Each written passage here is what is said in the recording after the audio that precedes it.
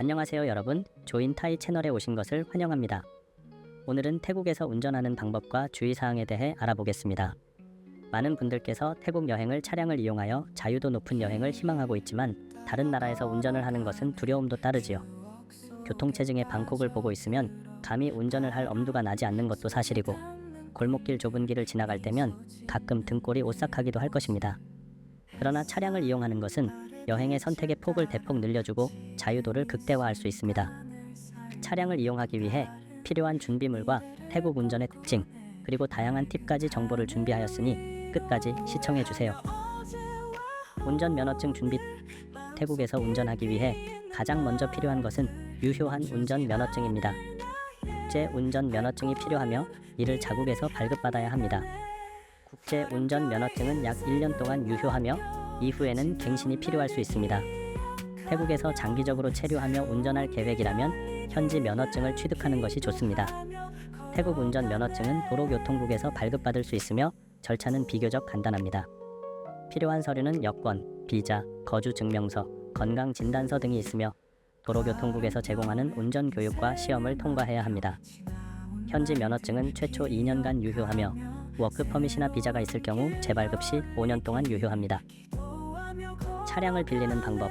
태국에서는 차량을 빌리는 방법도 다양합니다. 렌탈스닷컴, 카약과 같은 국제적인 렌터카 예약 사이트를 이용하면 편리하고 빠르게 차량을 예약할 수 있습니다. 이들 사이트에서는 다양한 차량 옵션을 제공하며 가격 비교도 쉽게 할 수 있습니다. 예약 시에는 차량 보험을 포함시키는 것이 좋습니다. 로컬 렌터카 샵을 이용하는 것도 하나의 방법입니다. 구글 맵을 이용해 현지 렌터카 샵을 검색하고 직접 접촉해보세요. 이 방법은 현지에서 저렴한 가격으로 차량을 빌릴 수 있는 기회를 제공합니다. 하지만 계약 조건과 보험 내용을 꼼꼼히 확인해야 합니다. 가끔 태국 렌터카 사이트 홈페이지에 방문해보면 프로모션 행사를 많이 진행합니다. 타이 렌터카 사이트는 1년 내내 프로모션 가격을 매월 공시하고 있어 예약 사이트 이용보다 훨씬 좋은 가격 조건으로 임대가 가능합니다. 국민차 야리스 기준 월 50만원 정도, 하루 25,000원 수준으로 렌트가 가능합니다. 페이스북 마켓플레이스에서도 차량을 찾을 수 있습니다. 이 경우 개인 간 거래이므로 차량 상태와 계약 조건을 더 신중히 확인해야 합니다. 차량을 빌릴 때는 사고 시 긴급 연락처와 보험사 연락처를 반드시 확인하세요. 긴급 상황에 대비해 비상 연락망을 마련해 두는 것이 중요합니다. 저는 개인적으로 마켓플레이스에서 알게 된 딜러 몇 명에게 최근 몇 년간 차량을 저렴하게 이용하고 있습니다. 다만 큰 회사가 아니다 보니 선택의 폭이 좁고 가끔 약속을 어기는 일도 발생하니 유의할 필요가 있습니다. 태국 운전의 특징.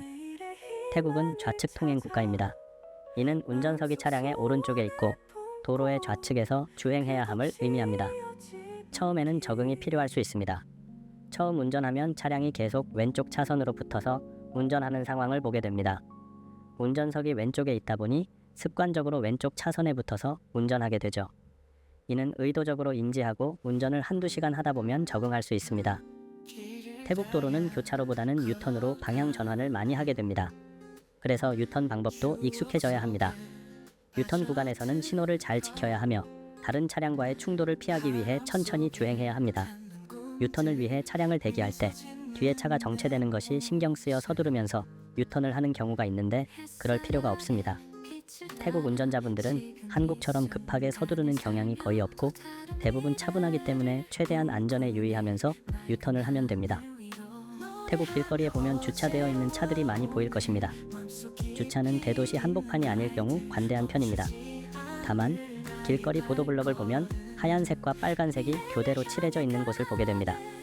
그곳은 주차 금지 구역입니다. 불법 주차를 할 경우 간혹 타이어에 락을 걸어놓고 주행을 못하게 막는 경우도 있습니다. 이럴 경우 가까운 경찰서를 방문해서 벌금을 내고 락을 풀어야 합니다. 오토바이 방어 운전 역시 매우 중요합니다. 오토바이가 많기 때문에 항상 주의해야 하며 차선 변경 시 깜빡이 방향 지시 등을 이용해 오토바이 사고를 방지해야 합니다. 차량 사이로 아슬아슬하게 지나가는 오토바이들은 주변 차량의 이동을 예측하고 운전을 합니다. 그래서 내 차량이 어디로 갈 것인지 습관적으로 신호를 주는 습관을 잊어서는 안 됩니다. 태국에서는 경적을 울리는 경우가 매우 드뭅니다. 위기 상황에서는 경적을 울리지만 차량이 막힌다거나 답답한 운전자에게 분노하면서 경적을 울리는 경우는 없다고 봐도 됩니다. 급한 성격이라도 그런 이유로 경적을 울리는 것은 자제하는 것이 좋습니다. 방콕 내에는 유료도로가 많으므로 진입 시 유의해야 합니다. 유료도로 이용 시 이지파스 장비가 채 설치되어 있지 않다면 현금 결제 차선을 이용해야 합니다. 유료도로를 자주 이용할 계획이라면 이지패스 기기를 장착하는 것이 편리합니다. 이지패스 기기는 비용 결제하는 곳을 지나면 대부분 건물에서 판매를 합니다. 그곳에서 금액을 충전하고 사용할 수 있습니다. 시골 지역은 도로 사정이 좋지 않고 조명이 부족하므로 밤에 운전 시 서행해야 합니다. 갑자기 튀어나오는 불규칙 도로 사정에 차가 망가질 수 있어요. 한국처럼 저속 차량이 저속 차선을 이용하는 비율이 매우 낮으므로 천천히 운전하는 것이 중요합니다. 큰 트럭들이 고속 차선을 유유히 달리는 모습을 너무 자주 보게 되죠. 태국에서는 이런 부분에 대해 관대합니다. 주유소 방문 시 주유기 위에 보면 다양한 종류의 유종을 판매하는 것을 볼 수 있습니다. 휘발유일 경우 95, 91, 220 등의 유종을 선택하면 됩니다. 옥탄화 비중으로 95가 가장 비싸지만 가격에 큰 차이는 없습니다. 디젤일 경우 DSL, B10, B20 등을 선택하면 됩니다. B는 바이오 디젤 함량 비율을 나타낸 것으로 B10이 조금 더 비쌉니다. 2024년 7월 기준 95는 리터당 38바트, 91은 37바트 수준이며 디젤은 28에서 30바트 정도 가격을 형성합니다. 기름값이 한국하고 크게 차이가 안 나네요. 요즘 태국 기름값이 너무 많이 올랐습니다.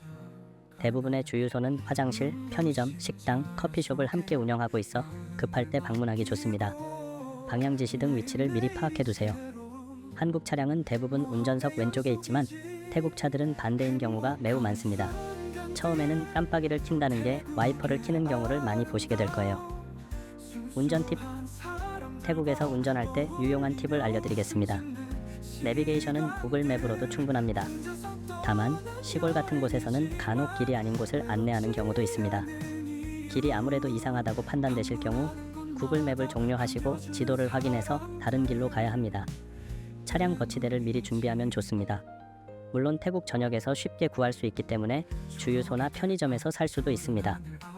중국산 저가 제품들이 대부분이지만 차량 거치에는 큰 문제는 없습니다. 충전 시가잭을 준비해 운전 중에 충전할 수 있도록 하세요. 스마트폰 배터리가 다 되지 않도록 주의해야 합니다. 휴대용 블랙박스도 있으면 좋아요. 외국에서 사고가 날 경우 현지인이 유리할 수 있으므로 휴대용 블랙박스를 준비해도 좋습니다. USB 타입 블랙박스도 시중에서 구매 가능하며 오래된 차량에서 제거한 블랙박스가 있다면 USB 충전용 케이블을 별도 구매해서 차량에 설치해도 됩니다.